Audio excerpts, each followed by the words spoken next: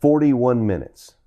That is the exact span of time between a masked figure disabling a front porch security camera and someone knew exactly how to dismantle a secure environment without triggering a single physical alarm. Perpetrator Sheriff Chris Nanos and his department reportedly continued to treat the primary scene as a burglary investigation. The Federal Bureau of Investigation should have been knocking the doors down within minutes of identifying an armed abduction involving a high-profile family member. Instead, the local force stubbornly maintained their initial narrow focus. They looked at an armed man hunting the mother of a national celebrity and decided to process the house for a standard break-in. If you find this catastrophic misjudgment of evidence as infuriating as we do, please hit the like button right now so the algorithm can push this forensic analysis to viewers who care about investigative accountability. The suspect in that video was not there to steal consumer electronics. He was equipped for human extraction.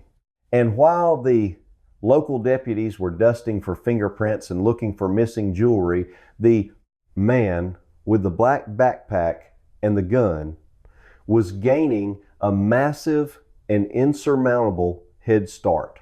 The first 48 hours of any abduction case are universally recognized as the most critical. They knew how to make an elderly resident vanish into the freezing Arizona night without leaving a trace of a struggle. It is the very brief window where the trail is fresh, where digital footprints might still linger in the area, and where the alleged suspect is most vulnerable to making a critical mistake while moving the captive victim. But in the case of Nancy Guthrie, those precious 48 hours were effectively incinerated by a series of investigative dead ends and massive miscalculations. Driven heavily by the flawed assumption of a botched property crime, the Pima County authorities initiated a frantic but entirely misdirected manhunt across the region. They needed a suspect quickly to justify their developing narrative. They soon found a local delivery driver who had been working a route in the Catalina foothills area on the night of January 31st. Law enforcement poured immense departmental resources into tracking, locating, and intensively interrogating this specific driver. They pursued this angle aggressively convinced they had found the opportunistic thief who had stumbled blindly into the Guthrie residence. It took 2 full days of exhausting this specific lead before the harsh reality finally set in. The delivery driver had an ironclad alibi and absolutely no connection to the disappearance of the elderly woman. 2 whole days were completely gone. And the most chilling part is that they executed this entire sequence while the local police force remained completely unaware of the sophistication of the threat. The armed man in the video was handed a 48-hour head start to disappear entirely from the jurisdiction. Desperate to regain lost momentum, the investigative team expanded their search and scoured the surrounding desert landscape for any piece of physical evidence. Hope flared briefly when a dedicated search team located a single discarded glove approximately 2 miles away from the Guthrie home. In a vacuum, a glove found near a crime scene feels like an incredible breakthrough. It promises the distinct possibility of skin cells sweat or a specific manufacturer origin that could point directly to the suspect. The department treated the discovery as a massive win, hoping it was the critical unforced error the masked man had made during his escape into the desert. Forensic teams rushed to process the item in the laboratory, but the resulting scientific analysis delivered another crushing blow to the momentum of the case. The glove had absolutely nothing to do with the armed intruder seen on the camera. It belonged to an unrelated restaurant worker who had simply dropped it by accident while passing through the area. The silence of that pacemaker was screaming a warning that a critical medical emergency or an abduction, another lead heralded as a massive breakthrough, crumbled into useless debris. The local police were effectively running blind chasing phantoms and unrelated litter, while the actual perpetrator remained completely undetected and miles ahead. They were operating under the fundamental delusion that they were hunting an unorganized, low-level criminal. They failed to realize that the person who cut that camera wire and managed the 41-minute blackout was actively managing their digital and physical footprint with extreme precision. The suspected individual was completely outplaying the initial investigative response at every turn. By the time the local department fully realized the delivery driver was entirely innocent and the glove was garbage, the physical trail had gone ice cold. The suspect had not made a single obvious mistake because he had meticulously planned every single step of the operation beforehand. The authorities had wasted the most vital window of opportunity, engaging in a frantic, disorganized pursuit of a ghost. The grim reality of the situation was settling over the unforgiving desert landscape was underway. But the initial law enforcement response treated the scene like a routine property crime. Nancy Guthrie was gone, and the people responsible for finding her had spent the most crucial days of the entire investigation looking entirely in the wrong direction. When a local investigation hits a brick wall of its own making, outside perspectives become the only lifeline for a grieving family. Former federal agents and seasoned criminal profilers, Dr. Ann Burgess and Gregory Vecchi, stepped into the narrative to analyze the scattered pieces of a deeply misunderstood crime scene. They did not look at the empty residence and see a random thief who got spooked. They looked at the biological and behavioral markers left behind and saw a highly disciplined operative. The most confounding piece of physical evidence collected from the primary location was not a weapon or a footprint, but a complex biological sample. Forensic technicians discovered a deeply entangled DNA mixture inside the dwelling. This was not a straightforward single source droplet of blood or a clean skin cell transfer. It was a genetic anomaly that belonged to neither the elderly resident nor her immediate relatives. Those 41 lost minutes set the stage for one of the most baffling and high-stakes missing persons cases in recent true crime history. Profilers immediately recognized this as a potential forensic countermeasure.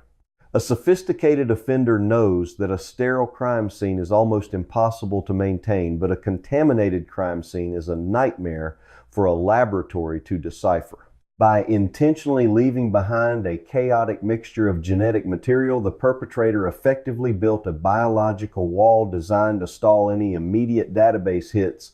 This level of premeditation completely shattered the initial theory of a panicked amateur looking for quick cash. The experts then turned their attention to the psychology of the equipment carried by the intruder. The dark utility bag slung over the shoulder of the suspect was analyzed not for its capacity to hold stolen goods, but for its structural integrity. Profilers noted that the specific design and weight distribution of the pack indicated it was holding specialized technical tools.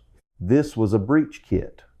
The offender brought precisely what was needed to sever cables, bypass sensors, and neutralize communications. Every item carried into that house had a specific tactical purpose. If you value this kind of deep dive into the psychological and behavioral aspects of criminal, if you find yourself frustrated by investigations that ignore glaring digital evidence and want to dive deep analysis, please share this video with others who want to look past the superficial police reports. The behavioral experts also re-examined the precise duration of the temporal void that had initially baffled the local authorities. That specific span of missing time was not a delay caused by fumbling or uncertainty. It was the exact amount of time required to carefully prepare a fragile human target for transport without leaving behind chaotic evidence of a violent struggle. A chaotic struggle leaves blood-broken furniture and obvious signs of panic. The eerie, pristine condition of the home proved that the offender maintained absolute control over the environment and the victim from the moment the perimeter was breached. The profilers concluded that the intruder operated with a cold, clinical precision that only comes from extensive rehearsal and intimate knowledge of the layout of the property. This was not an opportunistic strike.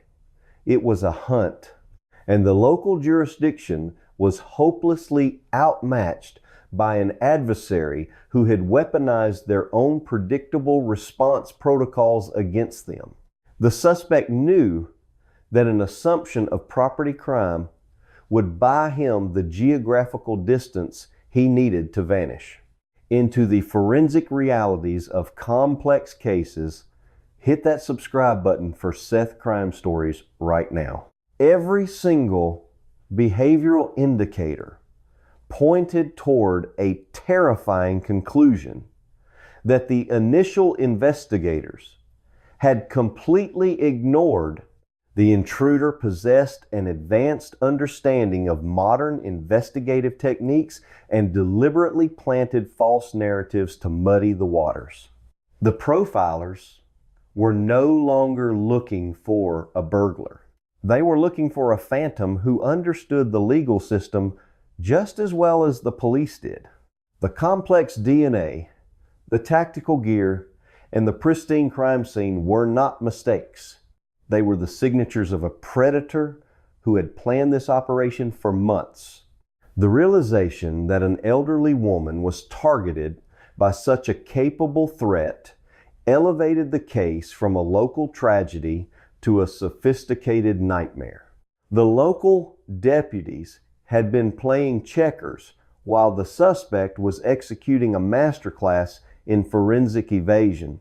The shift in perspective provided by the federal experts completely changed the trajectory of the search. But the damage caused by the initial misclassification of the scene was already done. We specialize in pulling apart the legal and forensic threads that mainstream media often leaves tangled or completely ignores. The trail was buried under layers of biological confusion and wasted time.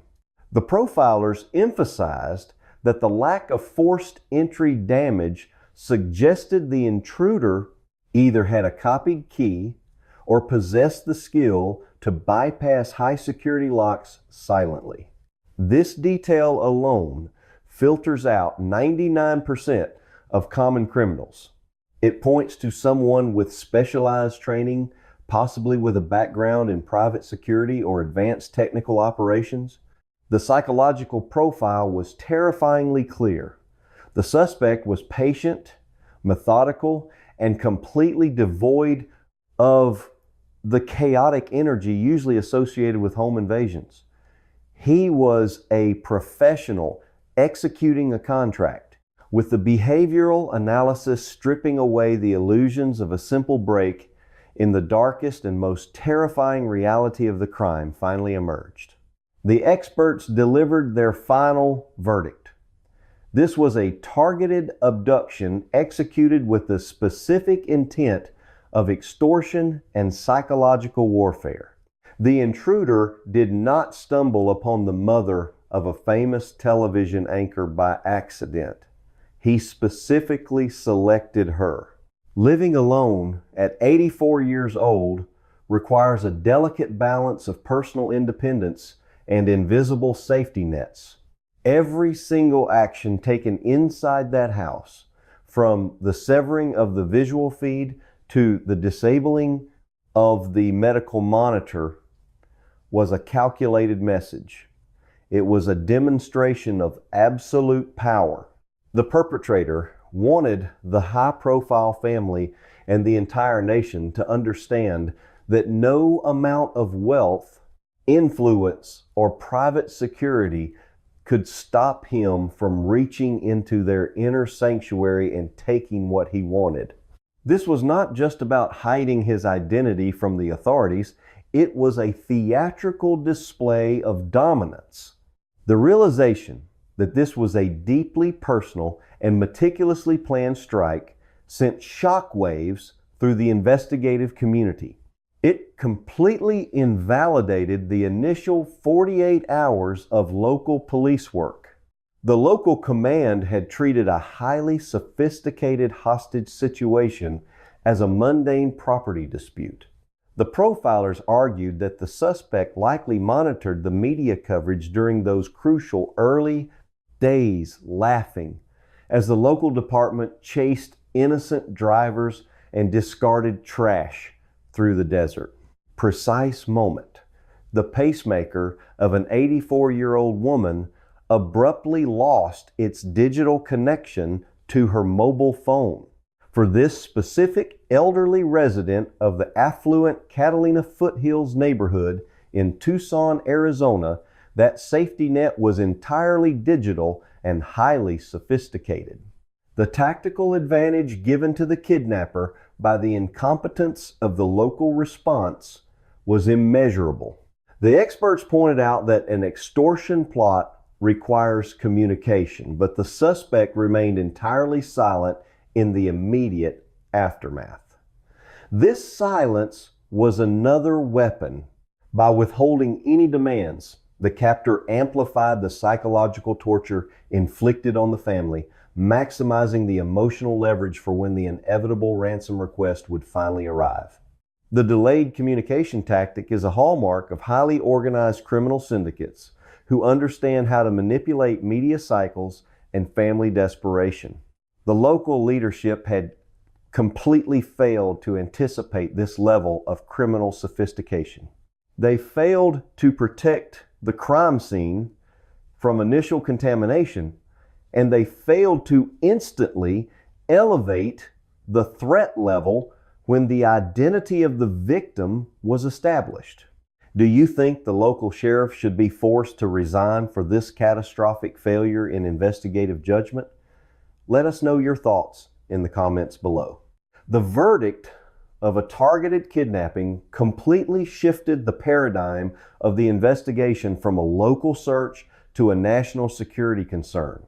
The implications were staggering. If a predator of this caliber could breach a secure compound and vanish with a high-value target without a trace, no one in that affluent community was truly safe. Her home was essentially a modern fortress of convenience and continuous monitoring.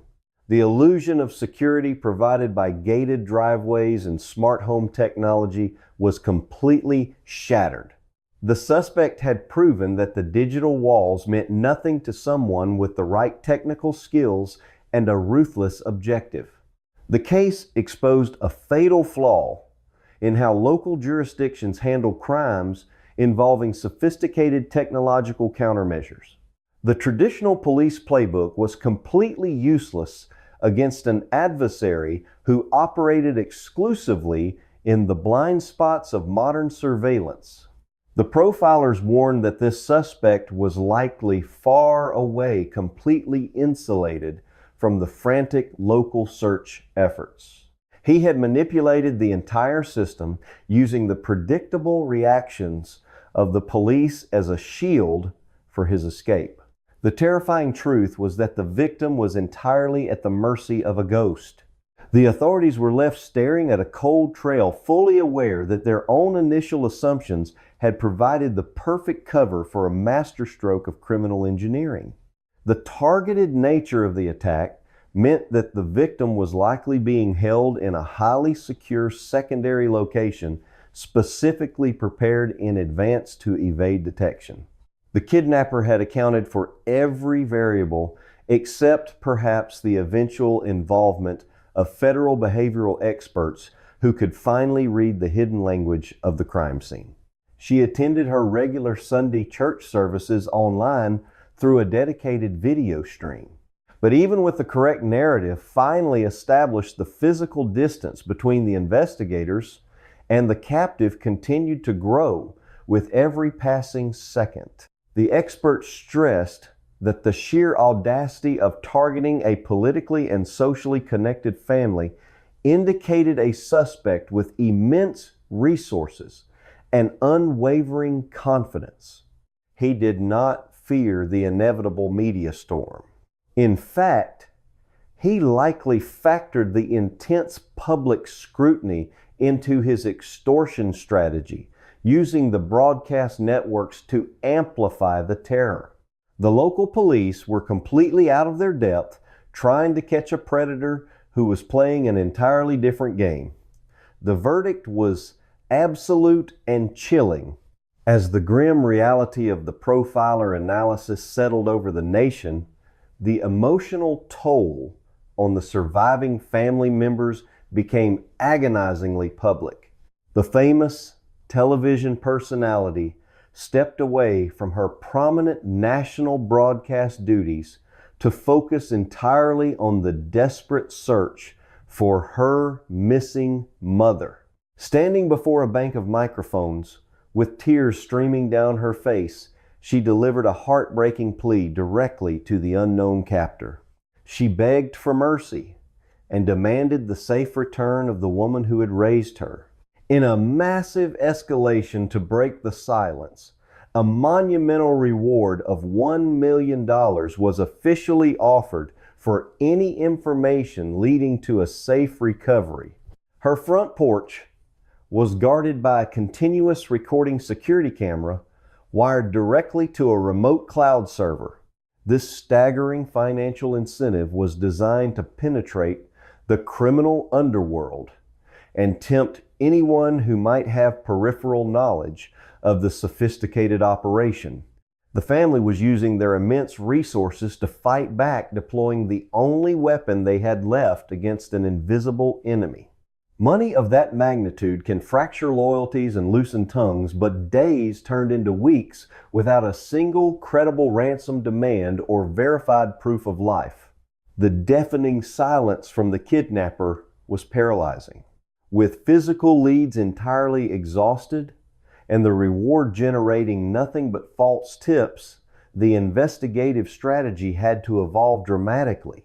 The local department, completely outmatched by the tactical evasion of the suspect, finally relinquished control to advanced scientific methods. The focus shifted entirely away from the barren desert landscape and moved into the sterile environment of the forensic laboratory. The only tangible connection to the phantom who had orchestrated the breach was the confusing biological mixture left behind at the scene. Detectives turned to the revolutionary science of genetic genealogy to untangle the deliberate genetic mess. This cutting-edge technique involves sequencing the corrupted biological sample and comparing the isolated markers against vast commercial ancestry databases. Even her own heart was tethered to the internet through a state-of-the-art pacemaker designed to... It is a painstakingly slow process of building family trees in reverse, attempting to find a distant cousin or a shared bloodline that could eventually point to the true identity of the masked intruder. This scientific pivot represented the absolute last line of hope for the investigators. The physical hunt had failed miserably. The financial reward had produced nothing. The entire weight of the case now rested on microscopic strands of coded information. The laboratory technicians were now the primary investigators working tirelessly to separate the intentional contamination from the genuine source code of the predator. It was a race against time fought on a molecular level. While the family waited in agonizing suspense, the silent hum of the sequencing machines offered the only promise of justice. The kidnapper had successfully defeated the digital alarms, the local patrols, and the initial police response. But he could not change his own cellular makeup, sync its rhythm logs continuously via Bluetooth to her cellular device resting on her nightstand. The genetic genealogy process is incredibly complex and heavily dependent on the quality of the isolated samples, but it has successfully unmasked some of the most elusive phantoms in criminal history. The hope was that somewhere in the tangled web of that biological anomaly, a single clean sequence would emerge. The investigation was no longer looking for a man in the desert. They were hunting for a ghost inside a database. The transition to genetic analysis highlighted the desperate state of the inquiry. When traditional law enforcement techniques fail entirely, science becomes the final arbiter of truth. The family was forced to place their faith in a process that could take months or even years to yield a viable suspect. Every passing day diminished the statistical probability of a safe rescue, but the pursuit of the identity of the captor remained relentless. The massive reward stood as an open bounty, a constant reminder to the criminal underbelly that the family would never stop looking. Every aspect of her daily routine was cataloged and secured by an invisible network of signals. The kidnapper had vanished into the ether, but he had left behind a microscopic piece of himself.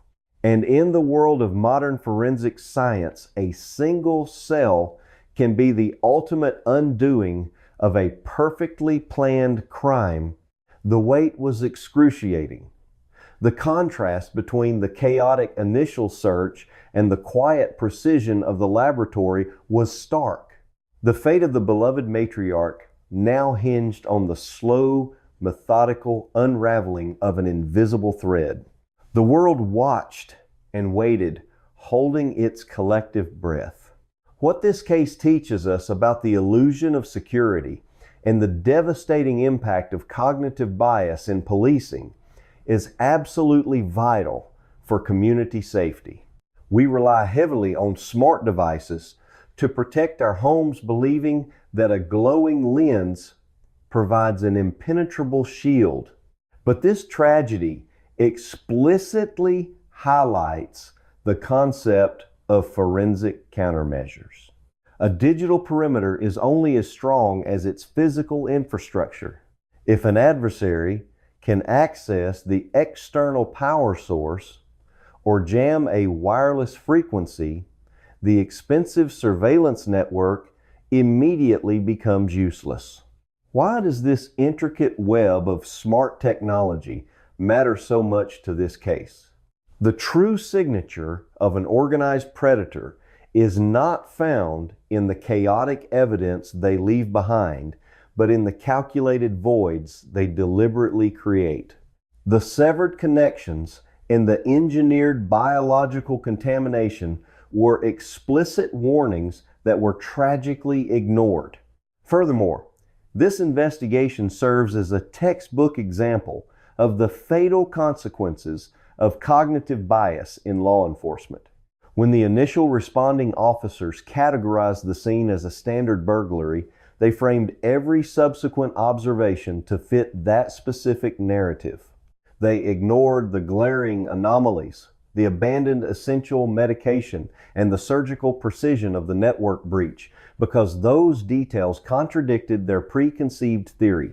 This tunnel vision destroyed the golden window of opportunity for a rescue. The system failed because it applied broad statistical assumptions to a highly anomalous event. It is a brutal reminder that defending against sophisticated threats requires an investigative mindset that is willing to question the obvious and look for the invisible. Analytical rigor must replace complacent routine.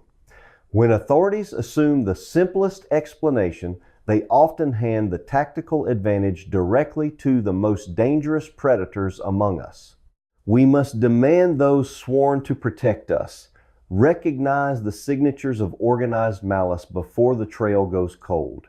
Because to reach her, someone could not just pick a simple physical lock or break a glass window. Understanding these forensic realities forces us to reevaluate our own vulnerabilities. The chilling reality is that the file remains open. The masked figure who silently bypassed a modern security system outmaneuvered an entire local police department and vanished with the matriarch of a powerful family has never been identified. The genetic puzzle sits in a laboratory waiting for a match that may never come. The meticulous execution of this crime leaves us with a deeply unsettling question. If a highly organized predator can shatter a fortified digital fortress and erase their tracks so completely without facing any immediate consequences, what happens when their sights are set on a target without national media influence or immense financial resources? The predator is still out there walking among us, hidden in plain sight. If you refuse to let these critical forensic failures go unnoticed, make sure to subscribe to Seth Crime Stories right now. They had to systematically dismantle a digital ecosystem first. We will be opening another baffling case file next week, diving deep into the evidence that others ignore. Until then, keep your eyes open and question everything. The darkness hides many secrets, but we will never stop hunting for the truth. Thank you for joining us on this investigative journey. Stay vigilant out there. At 1:47 in the morning, on February 1st, 2026, a digital perimeter was breached.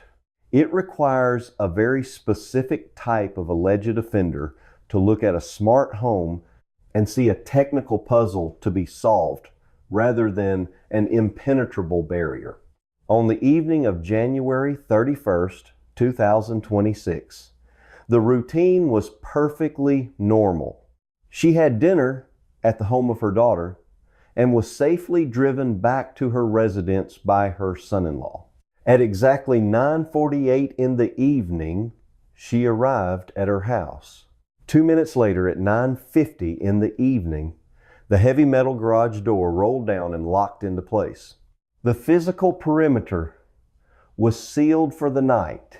Inside those walls, surrounded by her daily medications, her cellular phone, and the steady hum of a secure wireless network, she was supposed to be perfectly insulated from the outside world.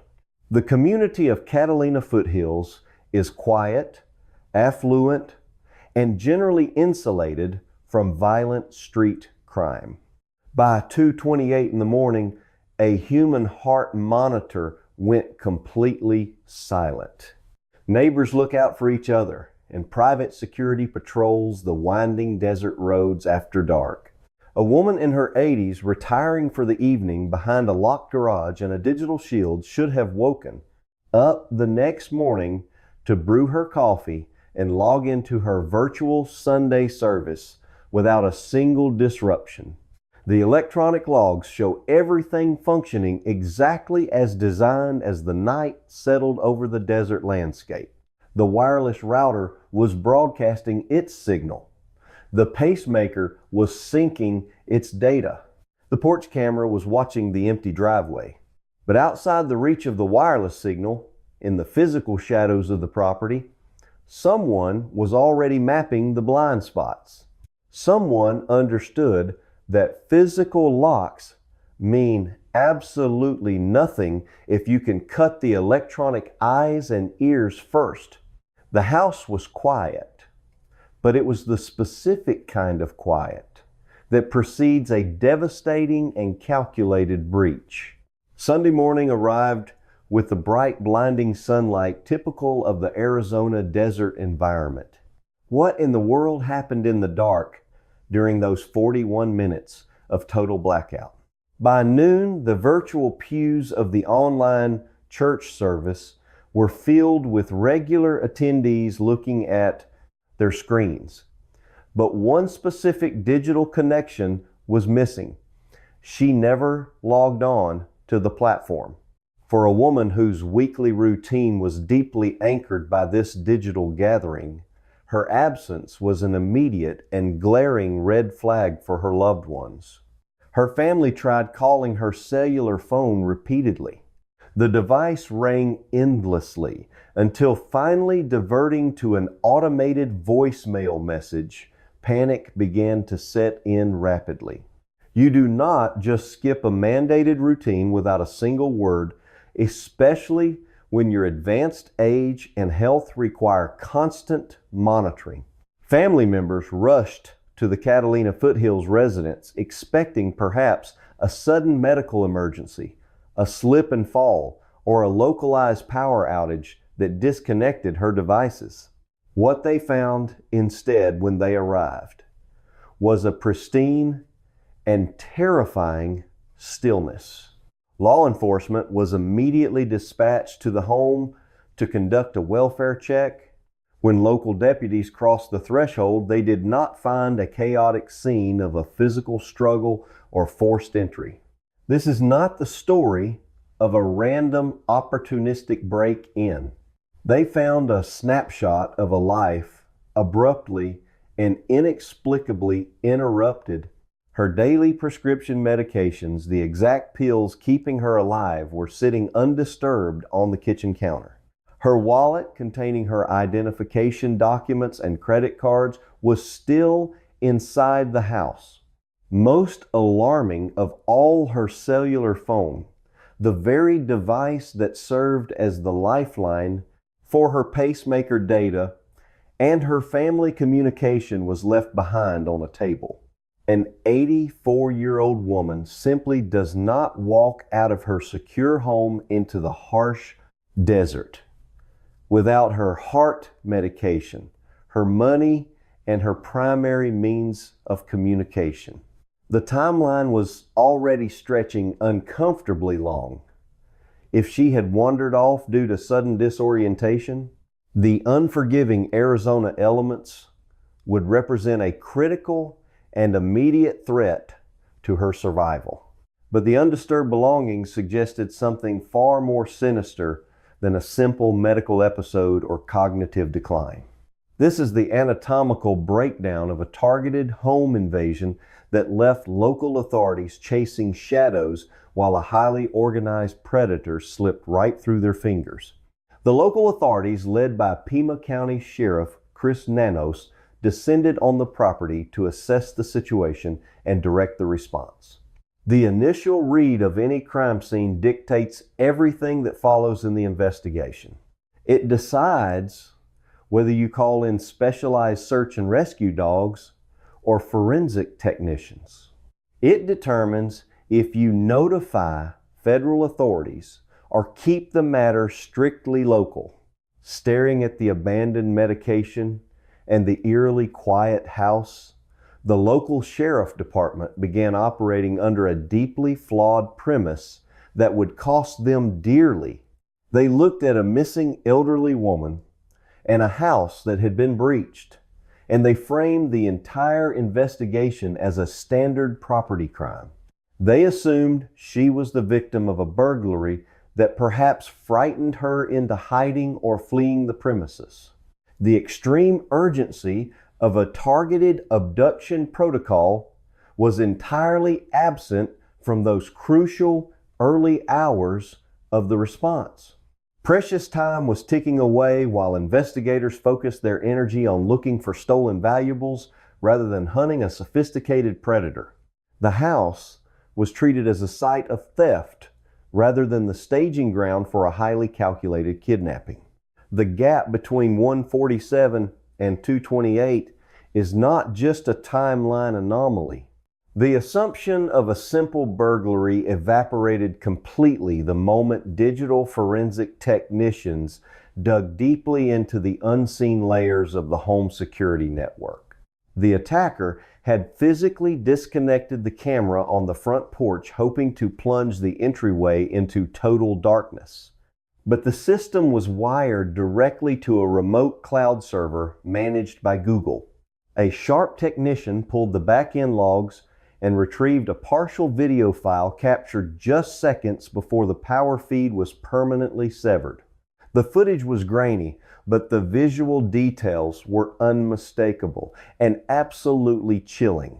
The video showed a male alleged suspect standing approximately 5 feet 9 inches tall in the frame. He was completely masked, hiding any identifiable facial features from the lens. Strapped tightly to his back was a black 25-liter Ozark Trail hiking backpack, which is definitively not the kind of bag you bring to carry out bulky stolen televisions or silverware. More terrifying was what hung visibly on his hip. He was carrying a holstered firearm. It is a terrifying window into a meticulously planned operation. This was not a desperate teenager looking for quick cash to steal. This was an armed, prepared, tactical intruder executing a plan. And the target he was approaching was not just any local anonymous resident. The 84-year-old woman who had vanished into the night was Nancy Guthrie. She is the biological mother of Savannah Guthrie, the famous anchor of the national broadcasting company Today show and one of the most recognizable television personalities in the United States. The implications of this revelation hit the investigative team like a shockwave. This was the mother of a highly visible, wealthy national public figure.